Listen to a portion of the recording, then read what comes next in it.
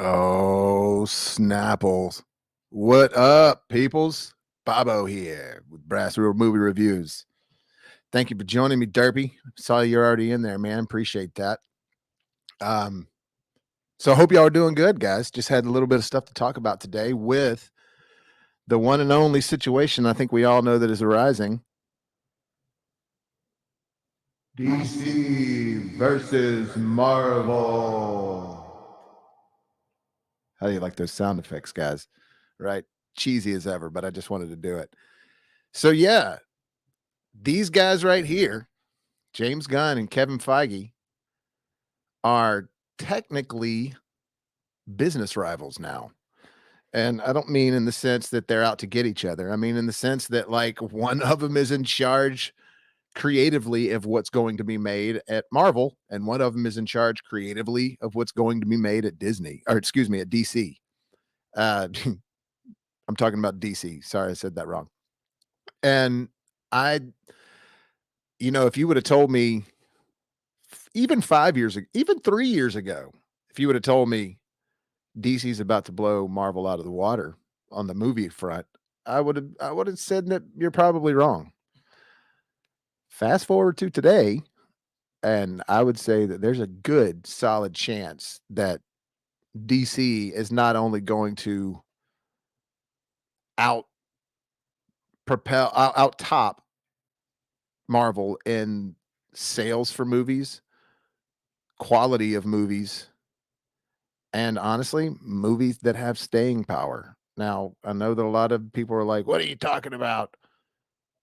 The Marvel movies have great staying power." Well, I don't know. Some of them are. I mean, they're great. Don't get me wrong. I love them, and I'm here. I'm not here to bash on Marvel, and I'm not here to necessarily take sides. I'm just here to point out what I feel like is actually happening and the reality of it all. And yeah, when Iron Man first came out, that was showing people this is how you make a superhero movie. This is how you do it. And fast forward to now, this is the kind of stuff we're getting from Marvel for the MCU. And look, I'm sorry. I'm not satisfied with where Marvel's ended up. And I've tried to defend them for a little while. Like even when No Way Home came out, to me, No Way Home was sort of the first one that was like, uh-oh, they kind of took some cheap choices here and some kind of treated the audience as like we were idiots in some of these things. And then when Multiverse of Madness came out, they just threw so much of it in there at a time. I mean, it was just a lot coming at you, and you just didn't feel connected to the characters like you were feeling when you were watching these other movies like Winter Soldier and the buildup they had had over multiple films and the story arc of these characters. You're not getting that anymore with these movies. They're just shoving so many characters into every movie or every show that it's just starting to kind of feel like, oh, I don't know. But even after Multiverse of Madness, I was like, look, I can see that Marvel's kind of, getting a little crazy with it, but it was called Multiverse of Madness, and No Way Home was involved in like this multiverse thing. It was an event movie that had all these villains from past films. So maybe they were just trying to have some fun with these. But then, guys, we get what to me is some of the worst stuff we've gotten from them so far. And sorry, I thought I had it pulled up, but it was Thor: Love and Thunder. I mean, geez, I just don't think that that was well done. I think that a lot of people can agree with me that, hey guys, what did y'all do with this movie? Why did y'all take a character that I love and turn him into a buffoon? Basically, that's what Robert Meyer Burnett said. I mean, the movie, even looking at it now, it's just so colorful with the suit and the blues and the yellows. And I love you, Taika. I do. I think you're awesome, dude. I think you really have an understanding of how to make good movies. But, you know, sorry, I have something in my eye there. The way that it literally was a complete comedy and a complete laugh fest the whole time, it really brought me down with my faith in what the MCU is going to be doing going forward. But even then, I was like, all right, Taika, you're known to be crazy. You created What We Do in the Shadows, the movie and the show. You starred in the movie. You did Thor Ragnarok. You did this switch for the Thor character in that movie and tone that was kind of different, but people liked it because you still kept him to that real. There were still stakes in that movie. Serious things really still happened. And this one, they just shoved in a bunch of shit. And at the end of the day, it felt more like a joke. And I don't mean like a comedy in the sense that, like, oh, let's make this funny and quirky throughout and have a lot of personality. No, I mean the movie felt like a joke. And I think a lot of people can agree with me. Taika, I love you. I'm not trying to talk bad about Disney or Marvel or anything. I'm just telling you this is the reality of it. Like I said, with this one, I still could accept the craziness. It was called Multiverse of Madness. All right. So you sort of even get a pass with that one. But with Thor, this is the guy that was supposed to show up in when Endgame happened. You know, we saw that whole story arc of him getting Stormbreaker made after he lost Mjolnir. And I mean, all that stuff was just pivotal, awesome storytelling. Cut to, oh yeah, Natalie Portman Mjolnir she can have the hammer now, and it just felt very forced and shoved in my throat, and it felt like a commercial.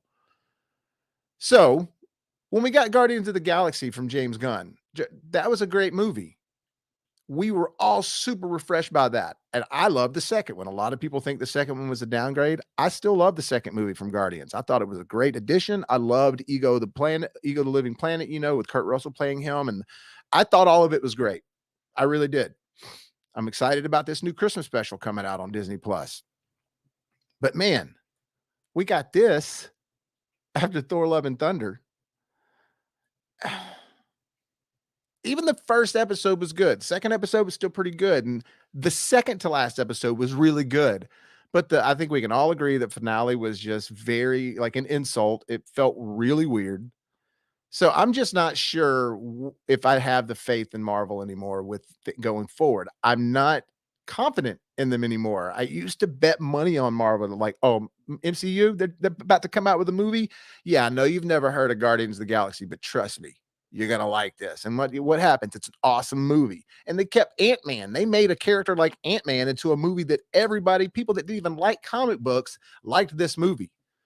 So now that we are getting She-Hulk, Thor: Love and Thunder, I think that James Gunn, being the leader of DC and considering the track record of what DC's had come out, I think he has a really solid chance of, again, I don't think that those two have any rivalry, but in the business form of things, you only have two main studios making comic book movies that are major characters that people are familiar with. Yeah, they make certain movies here and there that us deep cut readers, we understand and we know, oh yeah, that's a comic book film. But I'm talking about your big boys like the Supermans and the Spider-Mans. You have two studios. You got Warner Brothers and Marvel. And Warner Brothers owns DC. So that's what it's always going to be that way. And in the past, not only has the content been low from DC as far as quantity, but they've sort of missed the mark a little bit. But the more and more I feel like I watch Man of Steel and Batman versus Superman compared to me of seeing this recently, and you know what I'm saying? Compared to me seeing Thor recently, Batman versus Superman is pretty damn good, you know? Now I didn't like the Whedon cut of Justice League. I loved the Snyder cut. I thought it could have been probably about 30 minutes shorter, but I still loved it.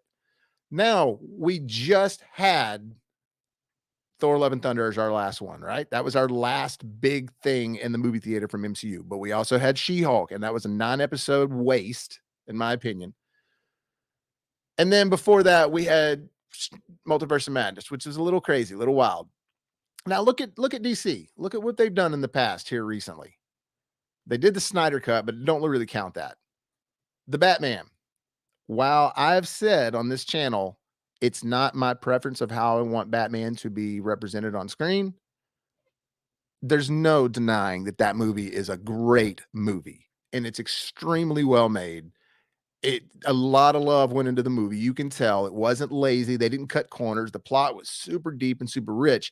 For me, it just was a little too crime detective noir the whole time. It was a little too Seven for me the whole time. I want elements of that throughout the film, but I didn't want the whole movie to be like that. I never saw that super pumped up hero side of Batman that I like to see that we even saw in the Nolan films.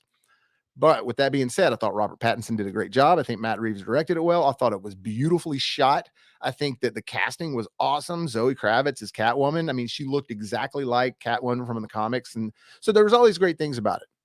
And in hindsight and in history going forward, looking back, it will be looked at as a, a, a highbrow film, an upper tier film. It might not be people's favorite Batman, but in some people, it is their favorite Batman, but it's still an upper tier quality of film.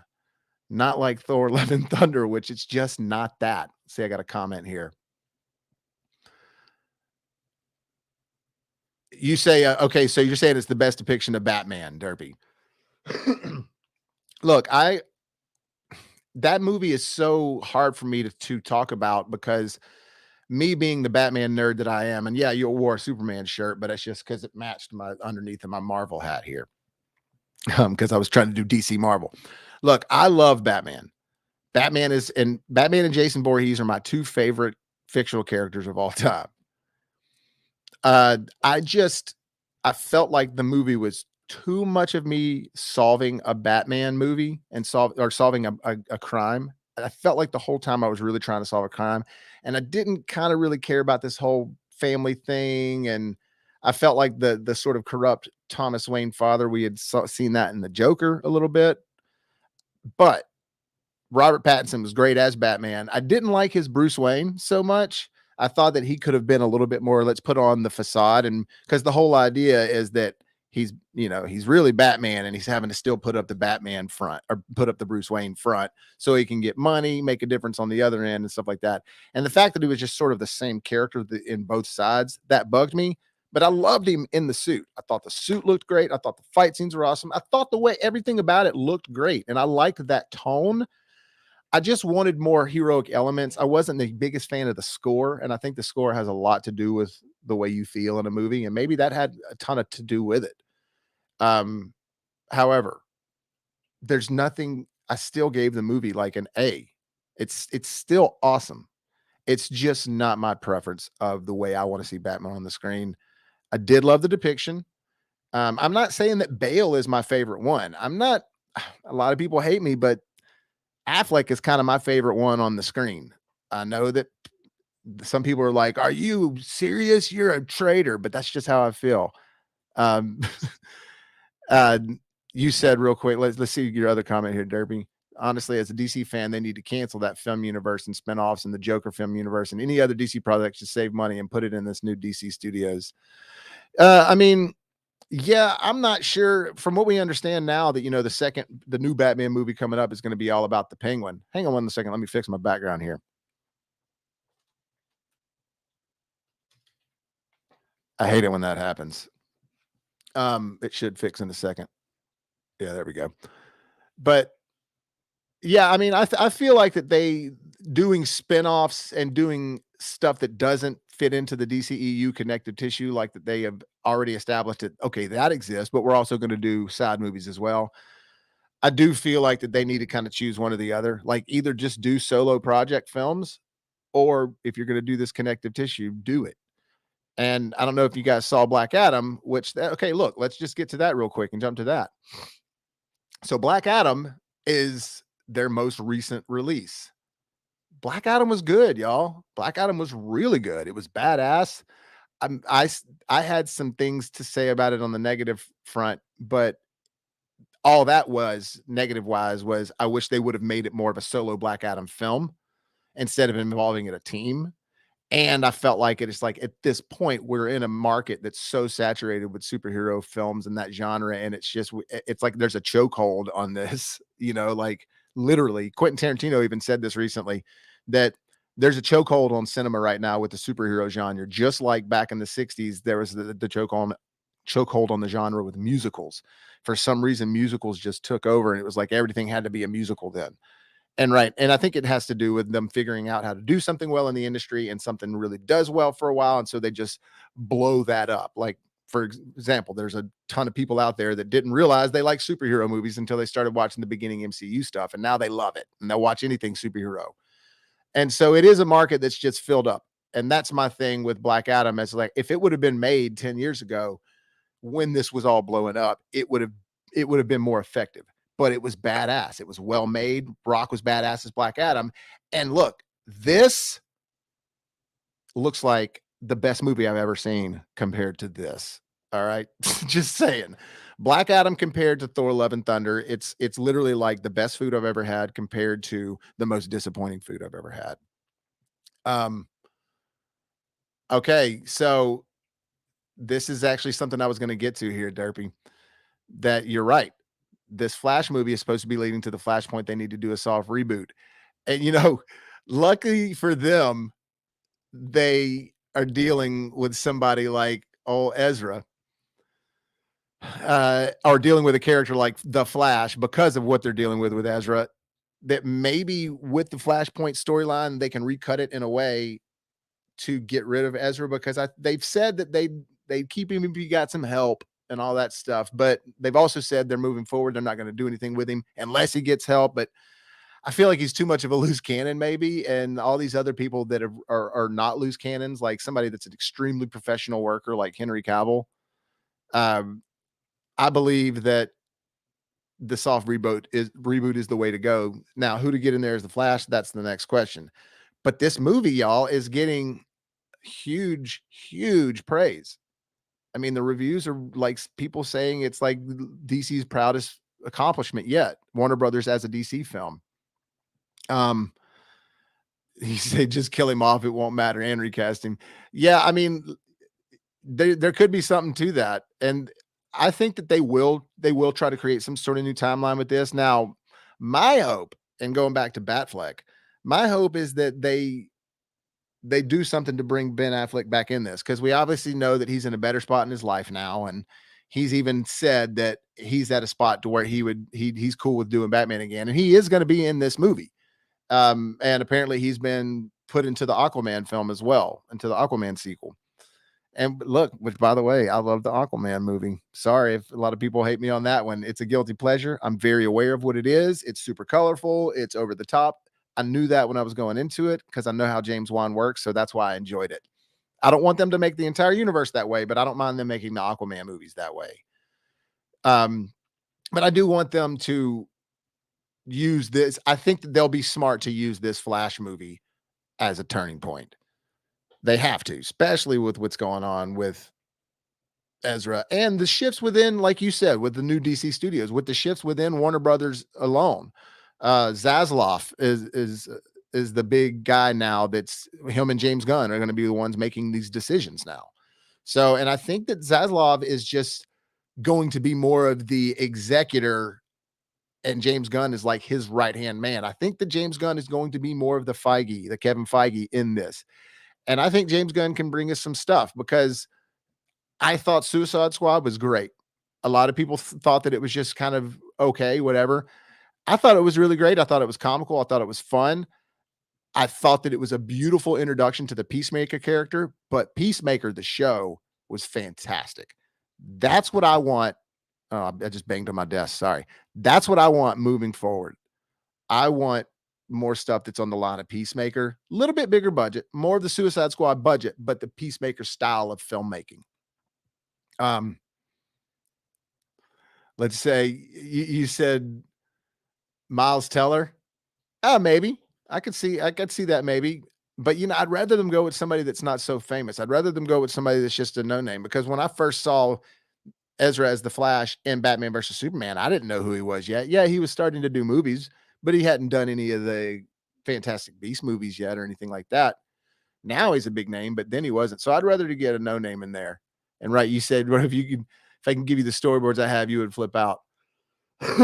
You have your own storyboard. You should email them to me. Email them to BrassReelBobby@gmail.com. I'll check them out. Um, if they don't, I think that they will reboot and do a shifting with this Flash movie, but we'll see. But like I said, look at this: Joker, Suicide Squad, The Batman, Flash, And we even had a little bit of that taste of the Snyder cut. That's the most recent DC stuff we've got, and that's pretty quality stuff. We haven't seen Flash yet, but Flash is getting great reviews. And I mean, I'm and I Andrew Machete, he's a great director. I loved it and it too. It too is a little long, but I still thought it was well done. And so that's what we have kind of sort of in on our palette for DC from the past and the future moving forward. And we have Aquaman 2 coming out, which again, I love James Wan and the fact that he's sort of like making it an ode to sort of these old school like um alien slash underwater like 1960s style movies, like Sea Lab 2020. I think that he's trying to go along that line with it while being obviously still grandiose. So I'm excited about that. So again, you look at we had Joker, Snyder Cut, got Flash coming up. We had the Suicide Squad, the Batman, all AAA quality, top tier stuff. And then with Marvel, we've had boom. It was all right. But then we got this. Oosh. Then we got this. Oosh. Oh, and I forgot to mention with DC, the most recent thing, the Black Adam, which was great. So I just my faith moving forward, I think that DC is not only going to out top Marvel, but I think in looking back, I think their movies are going to stand the test of time a little better. Because I love the first Avengers. I do. I love what it did for the industry. But if you go back and watch that movie, some of it doesn't quite hold up like you thought it did. And I still love it. It's extremely nostalgic.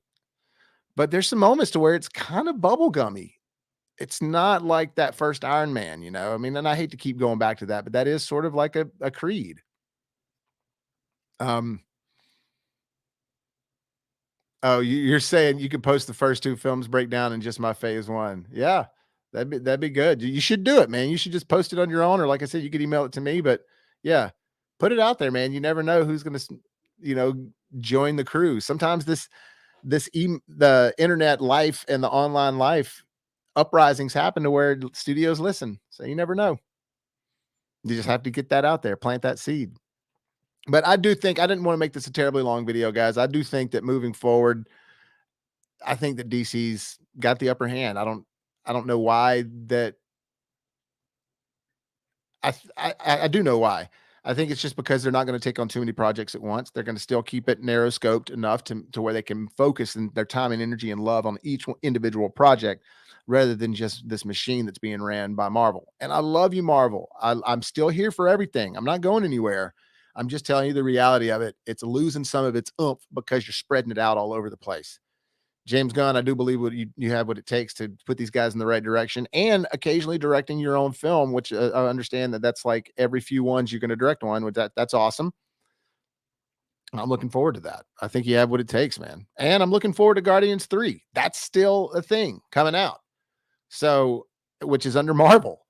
And a lot of people, let me, throw this back out there. There's a lot of people that, want to be like, oh, these guys, they don't they're going to start hating each other. And that's not the case. Man. These guys were friends and they still are friends. And from what I understand, James Gunn told Kevin Feige first before he told anybody. When he got the job at DC, I think he called Kevin and told him first just because they're buddies.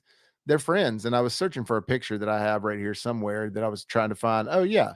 I mean, you can see right here, these guys are buddies.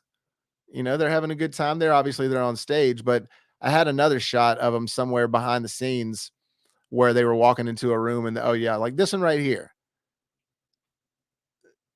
You can tell that these guys, not only did they make two movies together, an upcoming Christmas special that's about to be released, and they're about to finish up the Guardians 3 movie.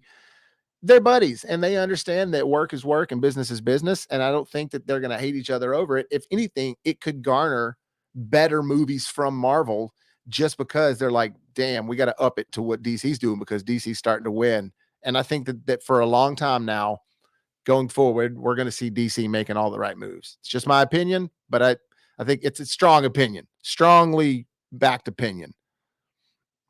And you said you already sent it to the boss, James Gunn. Oh, that's sweet, dude. Dude, keep submitting that stuff. That's how Quentin got discovered. He was selling screenplays and he finally sold Natural Born Killers and True Romance. And then the next thing you know, he's making movies.